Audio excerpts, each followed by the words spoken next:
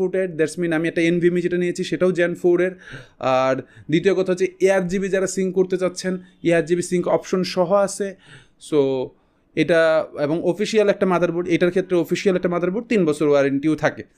সম্পূর্ণ সব কিছু সহ এই মাদারবোর্ডটার প্রাইস আসে মানে আজকের মার্কেট প্রাইস হচ্ছে 16,000 টাকা। তবে আবারও আগের কথায় ফেরত আসতেছি, স্পেশাল প্রাইস যাবে, ভিডিওর শেষ অংশে স্পেশাল প্রাইস যাবে।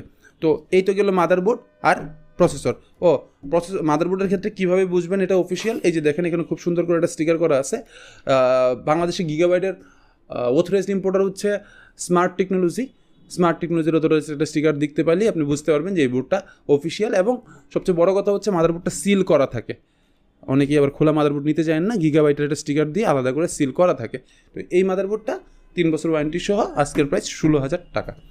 আচ্ছা, এরপরে চলে যাই আমি র্যামের ক্ষেত্রে আমি যেটা করতেছি কিংসম্যান ব্র্যান্ডের